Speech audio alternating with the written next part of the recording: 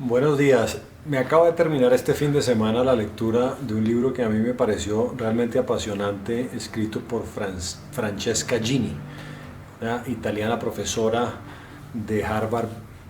sobre temas de talento y liderazgo.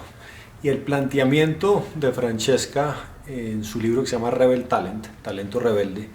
es cómo existen ciertos líderes que no solamente tienen la vocación de inspirar, sino que finalmente crean contextos organizacionales en donde florece la innovación y la creatividad, porque arman un marco organizacional en donde la cultura permite el error. Y trae un ejemplo fabuloso de Osteria Francescana, que es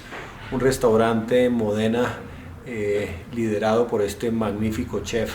que se llama Massimo Bottura, que tiene además unos masterclass increíbles, y cuenta la historia de una de sus noches en donde estaban llenos de gente y uno de sus sous-chefs estaba preparando un key lime pie, una tarta de limón, y este personaje era una persona muy enfocada en el detalle y estaba armando un plato absolutamente excepcional cuando ¡pum! Hizo un mal movimiento y la tarta se cae. Y entra Bottura y en cualquier otro restaurante hubiera pues, generado una dinámica de regaño y de reprensión muy complicada. Y Bottura mira a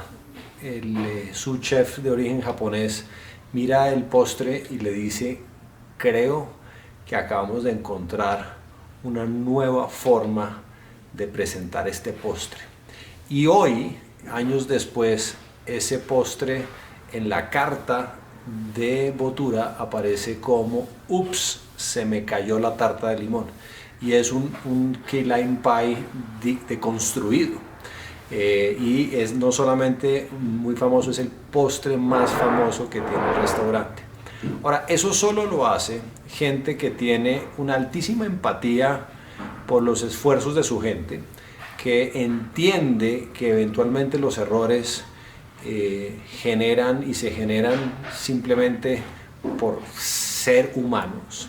pero que buscan la alternativa de encontrarle siempre la mejor manera a las situaciones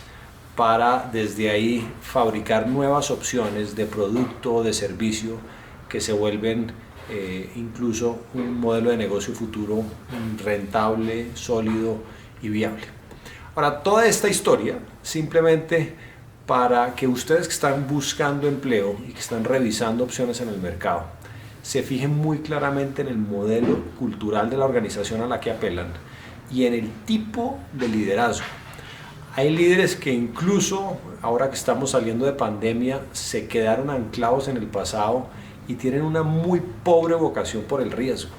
Y esa pobre vocación por el riesgo los hace ser sobreanalíticos, temerosos, castigan el error, los hacen controladores y tienen un altísimo enfoque por estar encima de cada detalle, dándole la sensación a todo el mundo de que son absolutamente necesarios y no dejando el espacio libre para que florezcan las ideas de gente que seguramente es más talentosa y que tiene una alta capacidad de generar soluciones. Estamos en este momento llamados, no solamente en Colombia, en toda América Latina, a buscar lo mejor de la construcción colectiva de ideas y de innovaciones que se generan en este tipo de escenarios. Y cuando el escenario es de privación, o es de altísimo control, o es de muy poca vocación al riesgo, pues finalmente las posibilidades de que ahí florezca todo su talento son muy limitadas.